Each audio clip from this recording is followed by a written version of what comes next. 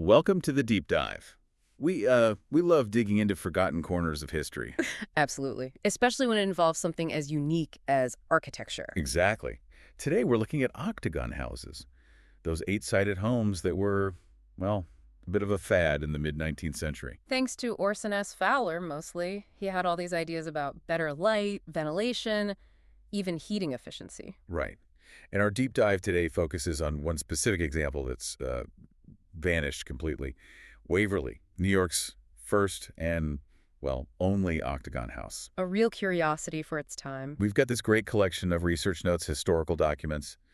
It's all titled Zare Estate, Waverly, NY, Former Octagon House, Part 1. So our mission really is to piece together its story from when it was built right up to when it disappeared. Which is tough, when the physical thing is just gone. Totally. It's a challenge. Yeah, and that's what makes it feel like a proper investigation, where Yeah. we're sifting through these scattered clues. And little breadcrumbs. Exactly. And it's not just about the building itself, is it? It's about the people, the lives lived in and around it. A forgotten slice of, local American history. Definitely. Okay, so let's dive in. Where did it all begin? The sources say circa 1846. That's the time frame. Waverly, Tioga County, New York. And get this, its original location was basically in the front yard of what's now 208 Chemung Street. Can you picture that?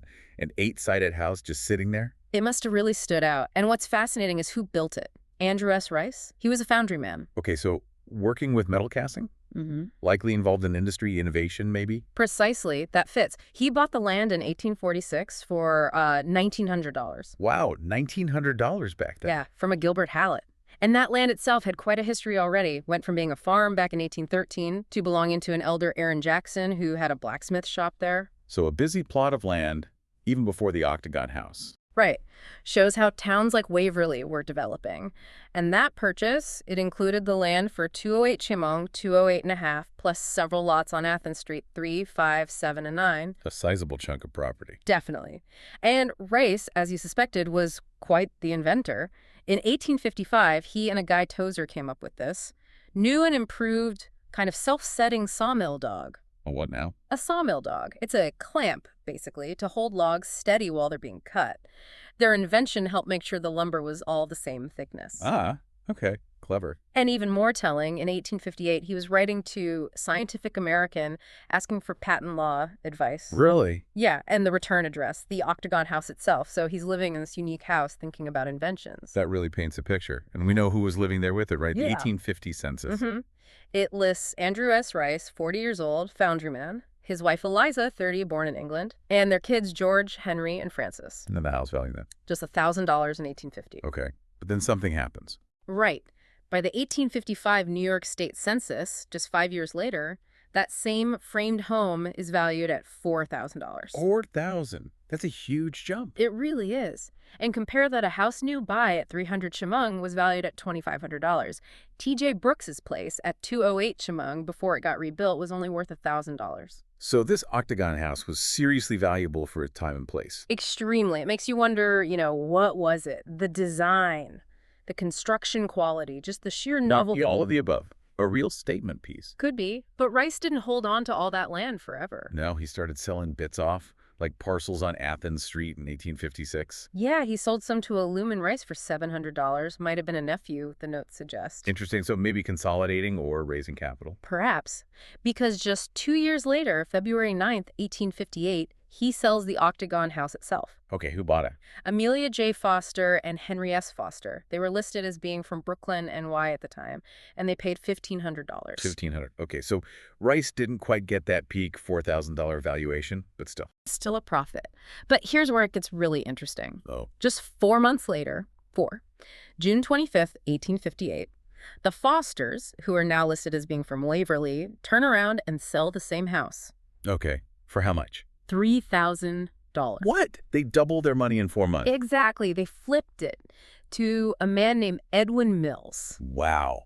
That suggests either the market was crazy hot or that house was just that desirable. Or maybe there's a connection, and there is.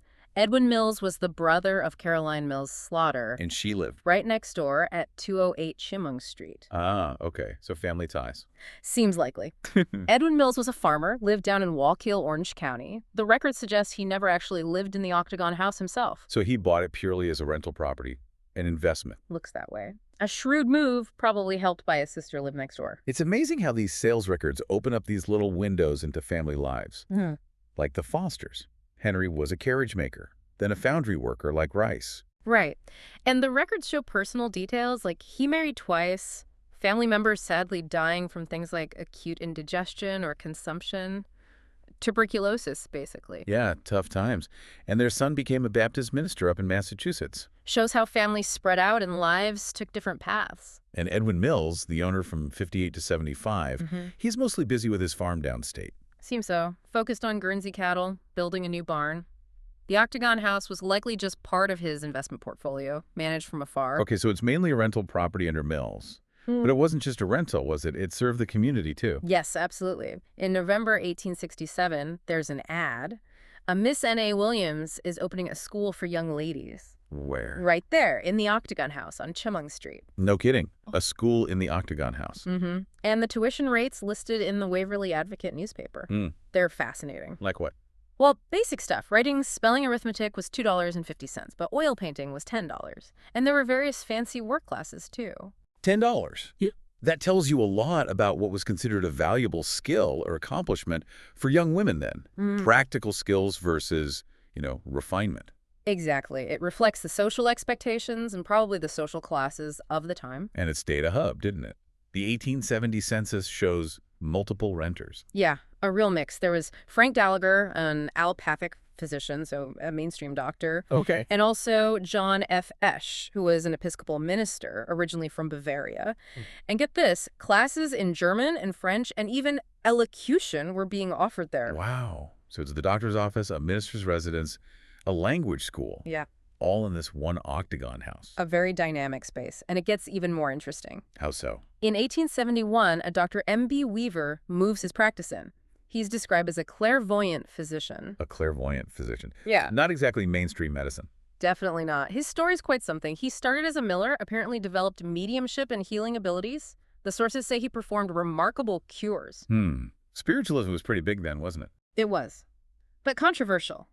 Dr. Weaver faced, and I quote, bitter and remorseless persecution because of prejudice against his beliefs. That sounds rough. Yeah. He actually died quite young, only 46, in 1879.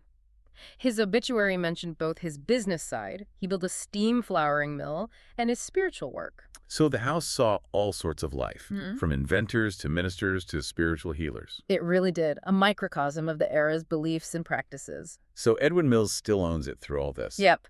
But clearly, maybe with all that activity, he decided it was time to sell again. He advertised it in 1869 and then again in 1875. Okay, did he find a buyer? He did. March 16th, 1875, he sells it to John S. Conkling. Conkling, okay. Now, the Conkling's ownership is a little complicated. They sell it briefly in 1876 to a Charles C. Lucky, Oh. but they get it back in 1877. Then finally, on October 25, 1877, they sell it for $2,600. $2,600. To whom? To Samuel W. Slaughter. Wait, Slaughter. Wasn't Edwin Mills' sister Caroline Mills Slaughter? Exactly. Samuel W. Slaughter was Edwin Mills' nephew. Keeping it in the family, sort of. Okay. And Slaughter had a specific plan, didn't he? Something about a park. That's the story. He lived in that magnificent residence next door at 208 Chemung. He apparently bought the Octagon house so he could remove it and create a park or lawn adjoining his own property. He bought it just to move it. Seems so, and he actually did it. You're kidding. Nope. October 1879, the newspaper reports, the old Octagon house, formerly standing on Chemung Street, has been removed to Athens Street. They moved the entire house in 1879. I know. Imagine the logistics. Horses, rollers, ropes, a whole lot of manpower and careful planning. No cranes, no hydraulics. That's absolutely incredible. An engineering feat for the time. It really speaks to, well, maybe the perceived value or uniqueness of the building, that they'd go to all that trouble instead of just tearing it down. Where on Athens Street did it end up? 7 Athens Street. That became its new and final address. And what happened to it there? Did Slaughter keep it? Samuel Slaughter remained living in his home at 208 Chemung Street and used the Octagon house as rental income. any tenants we know of. Yes. There's another great little ad snippet from the Waverly Advocate, October 6th, 1882. It lists Mrs. N.M. Bennett, dressmaker, Octagon House. A dressmaker working out of the Octagon house. It just kept having these different lives. It really did. And again, tracking the people connected to it, like the Conklings and Mrs. Bennett, gives us these poignant stories. Yeah. John Conkling, who owned it briefly before slaughter, faced terrible tragedy, lost multiple children to diphtheria, and he had financial struggles too. Oh, that's heartbreaking. It is. And Mrs. Bennett, the dressmaker, she'd also faced loss, moved around different states before ending up in Waverly working from the Octagon house. So these aren't just names on deeds. They're real people with complex lives, all passing through this one unique building. Precisely. It connects the architecture to the human experience. So the house is at 7 Athens Street. It's a rental. How long did it last there? The records show it was definitely standing until at least 1930. Okay. And after that? Well, this is where it gets a bit hazy. The notes say it was either taken down or destroyed by fire circa pre-1945. So we don't know for sure exactly when or how it disappeared. Another mystery. Pretty much. Its final end is unclear. And maybe the most frustrating part for anyone researching this. Let me guess. Pictures. Exactly. The notes explicitly state, "We are still searching for any pictures of the former Octagon house." So all this history, all these stories, and almost no visual record. There's one known photo. It shows the Evans family standing outside it, but it was taken around 1906. After it had already been moved to Athens Street. Right, so we don't even have a picture of it in its original prominent location on Shemming Street. Just that one later image. Wow. That really drives home how fragile history can be, especially visual history. Something that was clearly a landmark, and it's almost invisible now. It makes the written records, the census data, the newspaper ads, all the more valuable. What a story, though. We've tracked this unique house from, an inventor's vision. Through being a family home, a school, a doctor's office, even a spiritualist's practice. And physically picked up and moved. To become a rental property, housing a dressmaker. No, before just vanishing. Sometime before 1945. It's amazing how much history one building can hold. It really is. And this deep dive, it doesn't just show us, how a town physically changes over time. It reveals the people. The entrepreneurs, the educators. The healers, the families, everyone whose life intersected with this one unusual house. And the fact that we don't have many pictures, that just underlines how vital this kind of meticulous research is. Digging through the archives to piece the story back together. Exactly, because otherwise these stories just fade away. It definitely leaves you thinking. Here's a thought for you listening. What hidden histories might be lurking in your own town, your own neighborhood? Yeah, maybe not an Octagon house, but some other building, some forgotten story. Existing only in those fragments, old maps, faded records, maybe a dusty newspaper clipping in an attic somewhere, just waiting to be uncovered. Okay, let's unpack this.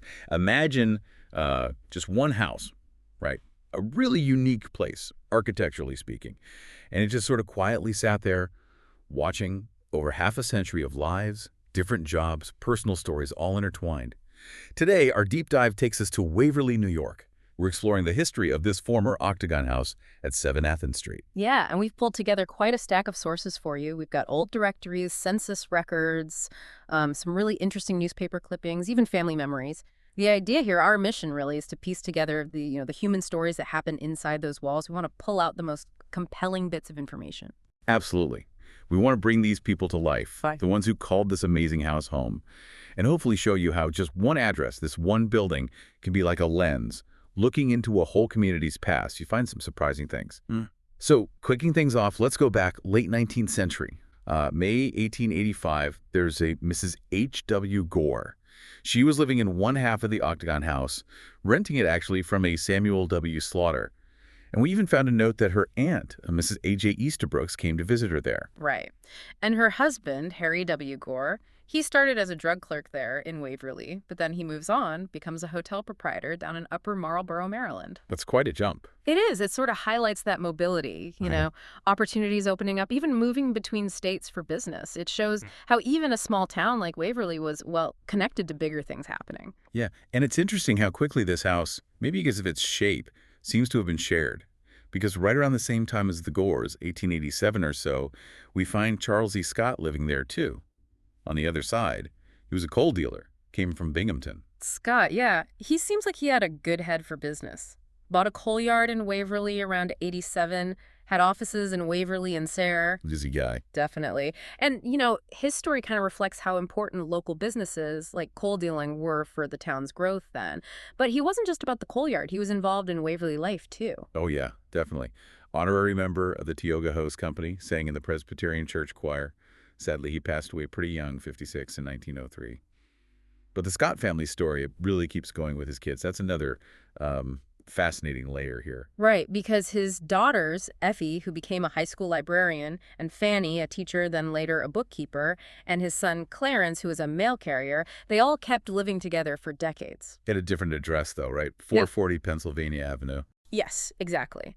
But living together for so long, that family dynamic, it tells you something about the times, the family ties, and their careers, too. Librarian, teacher, mail carrier. Those are, pillars of the community, essential jobs. It really paints a picture of stability, deep roots. Okay, so moving forward just a little bit. April 1891, Ms. Grace Woodruff returns to 7 Athens Street. And by 1892, her mother, Emily Caroline Hall Woodruff, is there with Grace and her other kids, Ernest, Louise, Mary. They're on one side of the Octagon. And Emily C. Woodruff, wow, her story is really something. She gets ordained as a pastor. Congregational Church in Little Valley, New York, 1893.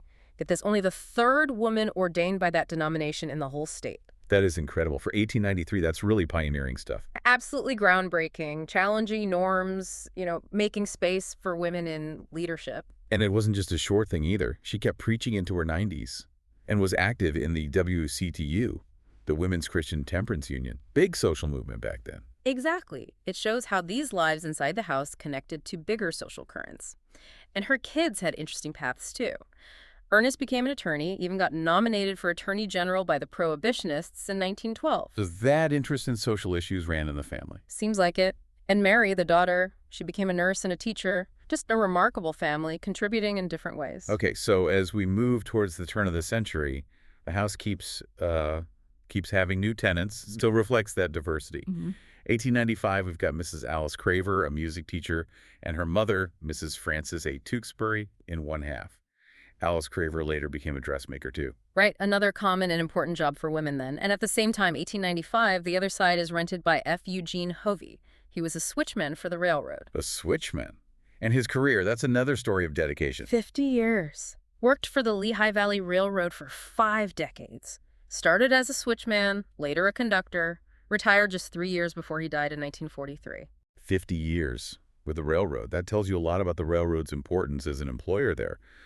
And he was involved in a lot of groups, too. Masons, Royal Arch Masons, Order of the Amaranth, the Shrine. Yeah, lots of civic involvement. His wife, Mary Elizabeth, was also very active, especially with Grace Episcopal Church and other groups. It really highlights how important those fraternal orders and church groups were for community life back then. Building connections. Exactly. And the house keeps being this sort of hub, especially for working women, it seems. In 1897, you have Mrs. Susie E. Baker, who was a telegrapher, living with her sister, Mamie F. McCaig, who managed the Western Union Telegraph Office, and their mother, Sarah, who was a widow, all together in one side. That's a great picture. Independent working women. Telegraphy was a key modern skill then. And those McCaig sisters, they really moved around New York, New Jersey, even out to Seattle, Washington. Yeah, that mobility again. Skilled work could take you places. Definitely not just tied to one town anymore. Yeah. And on the other side, same year, 1897, Dana P. Munn, a clerk. Munn's story is interesting too, but in a different way.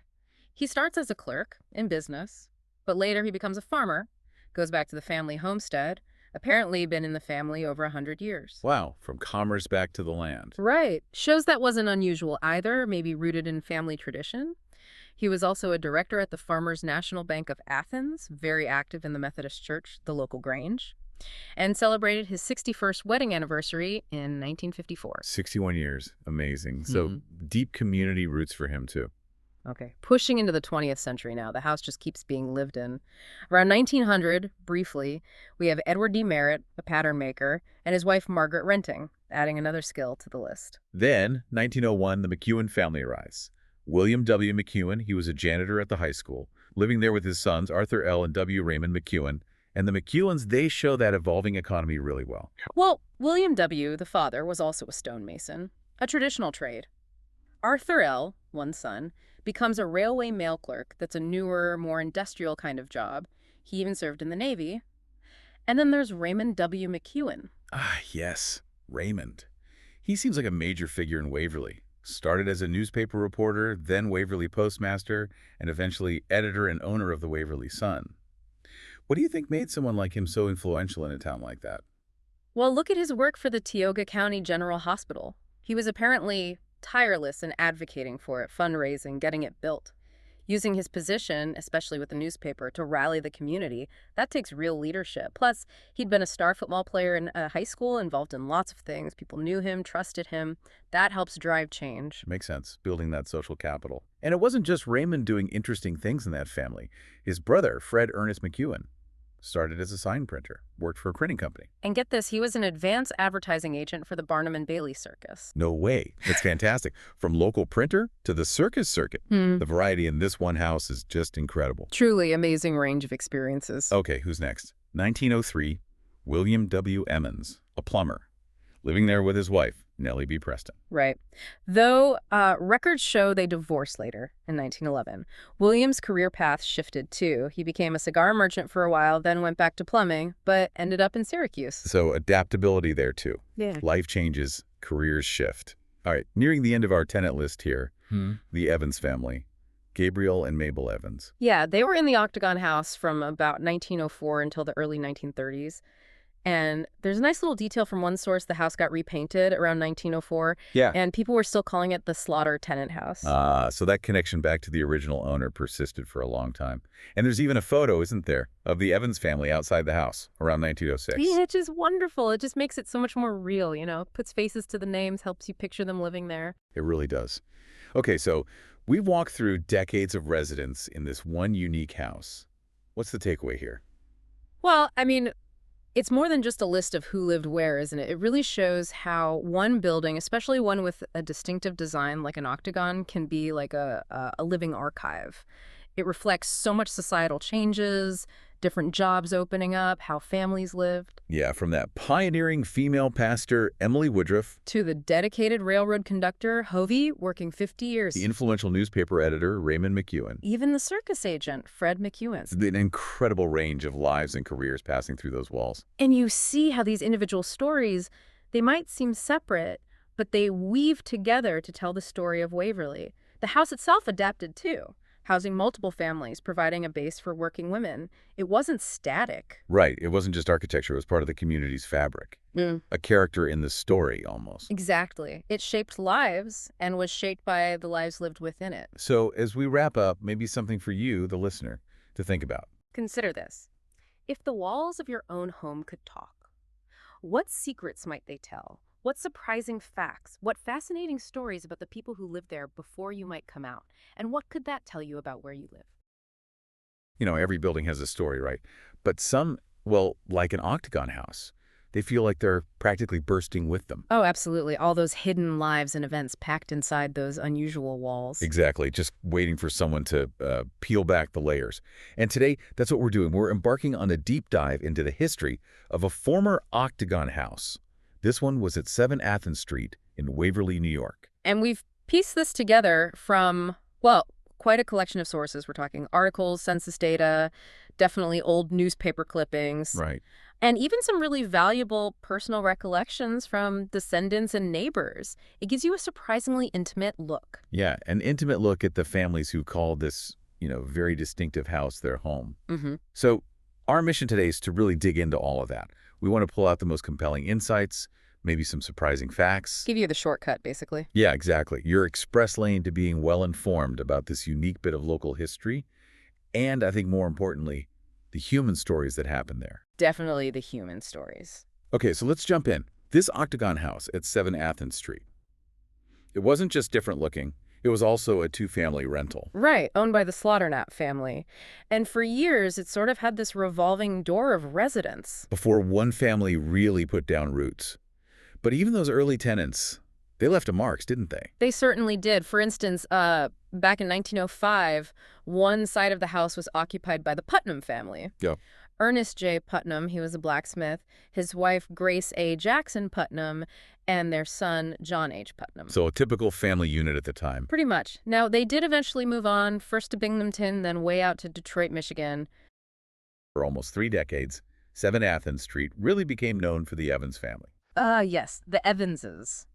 Gabriel W. Evans, he was a miller and a millwright, and his wife Mabel E. Hobart Evans, they were the house's longest-term tenants. Right, living there from about 1904. Roughly, yeah. From about 1904 right into the early 1930s. And Gabriel's work as a millwright, that sounds like skilled labor. The Evans family came to Waverly around 1893, where Mr. Evans installed the machinery in what was then known as the Personius Mill at 402 to 410 Broad Street, at the corner of Pennsylvania Avenue and Broad Street. The Personiuses were merchant millers and jobbers of grain.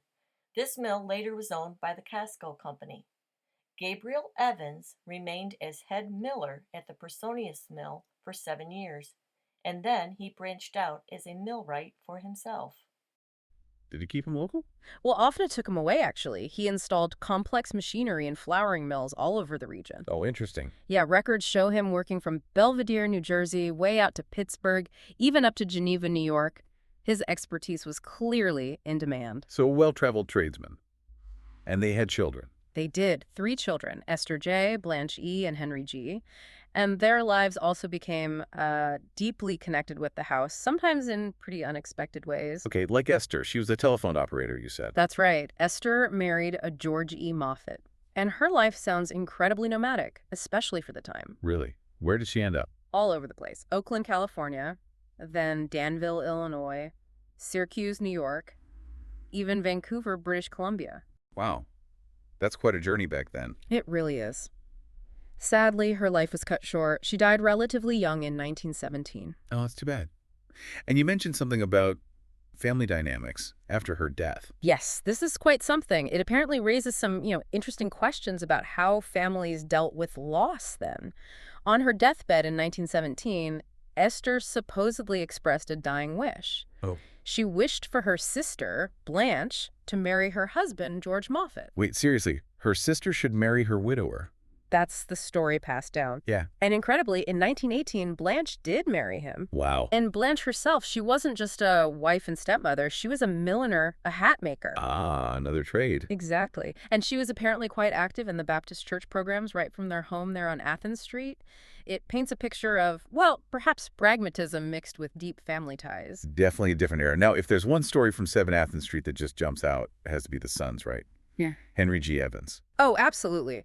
Henry's experience at this house, it's a story of resilience that's almost hard to believe. What happened? Well, in August 1909, Henry was just 13 years old.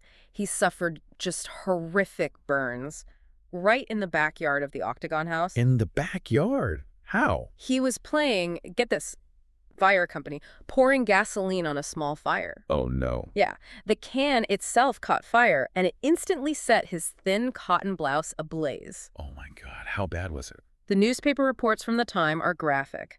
They describe him being terribly burned over nearly 2 square feet of his body. 2 square feet? That's what they reported. From his shoulders down to his waist and badly under his left arm. A truly horrifying accident for anyone, let alone a kid. It's hard to even imagine. And surviving that back then, that must have been miraculous, absolutely miraculous for the time. He ended up at the Ithaca Hospital and underwent extensive multiple skin grafting procedure. Skin grafting in the early 1900s. That sounds intense. It was. Can you imagine this? Over 147 pieces of skin were grafted onto him. 147. Where did they get it all? From more than 20 different people who volunteered, including a significant amount from his own father, Gabriel. His dad donated skin. A lot of it, apparently. So much so that Gabriel himself became quite ill from the procedure and was confined to bed for weeks. Wow. The sacrifice. It's incredible. And Henry's case was so unusual, medically speaking, that it actually attracted considerable attention from doctors. They even took photographs for medical publications. So his survival was kind of a medical landmark. In a way, yes, it really highlights the rudimentary but incredibly determined medical efforts of the time. And just the sheer human will involved, Henry's will to live, his father's sacrifice, the community donors. It's just an astounding story of survival. What happened to Henry after all that? Well, after that incredible recovery, he actually went on to establish a business right from 7 Athens Street, a Mhm. trucking and long-distance moving business. From surviving that to running a physical business? That's grit. Absolutely. But tragedy wasn't quite done with him, it seems. Oh no, what else? In 1930, he was involved in a fatal accident. His truck struck and killed a 6-year-old boy. Oh, that's awful. Was he at fault? According to the reports, 2 witnesses completely exonerated Henry. They confirmed the little boy had tried to climb onto the truck after Henry had specifically told him to stay away. Still devastating, though. Undoubtedly. And then, just 2 years later, in 1932, his wife, Alice, passed away. So, loss upon loss. It really makes you think about the weight some people carried. It really does. His life was marked by such extreme events. So, beyond the Evans family, with their incredibly dramatic story, the house saw other tenants too, right? Just briefly passing through. Yes, definitely. The records show other names popping up. For instance, back in 1908, there was a clerk named Victor T. Emerson living there. Emerson. Does that name ring a bell locally? Well, he later became known, maybe infamously, as the driver of a coal wagon that almost went down when a bridge collapsed near the house in 1923. Huh. A narrow escape? So a bit of local drama there too? Seems like it. Then there was D. Earl Harding. He was a railroad trainman. His family rented a side of the house in the mid-1910s. Makes sense, Waverly being a railroad town. Exactly. Their lives probably revolved around the train schedules. And another one, Henry M. Spear, a foreman for the American Bridge Company, lived there in the early 1920s. He passed away in 1925. So a real cross-section of working life passing through those walls. Mm-hmm. And amidst all these comings and goings, the Evans family, they were still there, marking major milestones. Like anniversaries. Big ones. They celebrated their golden wedding anniversary, 50 years, right there at 7 Athens Street in 1928. 50 years. Amazing. And then their 55th anniversary in 1933, it just really underlines how deeply rooted they became in that specific home, that specific place. Okay, so that takes us up to 1933, which leads to the mystery, I guess. The house itself, what happened? The paper trail just stops. It pretty much does, yeah. After August 1933, mentions of the house at 7 Athens Street really dry up. And then the house itself, it just seems to have vanished. Vanished. Like poof. An Octagon house isn't exactly inconspicuous. Right. That's what's so odd. There's no official record we could find of its demolition. But local recollections, like from a neighbor named Mike Nolan, What did he remember? he remembered playing ball in the empty lot later on and recalled there being a big hole in the ground right where the house used to stand. Ah, okay. So that strongly suggests demolition. It certainly points that way. And a later survey by Cornell University confirmed it was gone from the landscape, just erased. Wow. So the physical structure disappears. What happened to the land? Did the original family keep it? No, the property itself changed hands. It was sold out of that original Slaughter-Knapp family in 1945 to a Mary Freilich. Okay. She then sold the now empty 2 building lots because, remember, it was likely set up for a 2-family house at 7 Athens Street to a Mary Alamo in 1950. And is there something there now? Yes. The current house, which is a ranch-style home, was built for Mary Alamo on that site not long after she bought it. So the unique Octagon is gone, replaced by something more typical. It's kind of a powerful reminder, isn't it? It really is. Even the most distinctive structures can just disappear, Yeah. leaving behind only these echoes, these human stories we've managed to piece together. Yeah, the physical thing vanishes, but the stories, if you look for them, they can endure. So we've covered almost 4 decades of history just at this one address, 7 Athens Street. The absolutely astounding medical survival story of young Henry Evans. Right, and those really personal family decisions, like Blanche marrying her sister's widower. It's amazing how these extraordinary lives and events can be found in what might seem like just an ordinary place. Exactly, and it shows how looking closely at what might seem like mundane records, old newspaper bits, census entries, how that can bring these stories back to life. They're not just names and dates, then. Not at all. They become vibrant, sometimes painful, but always very human stories. They really do make up our past and connect us to the people who walked those streets before us. So maybe as you, our listener, go about your day, maybe walk past an old building you've seen 100 times, just consider this. What overlooked details, what unexpected turns of fate might be hiding in the history right there in your own neighborhood? Yeah, what forgotten deep dives are just waiting outside your door, ready to tell their own surprising stories.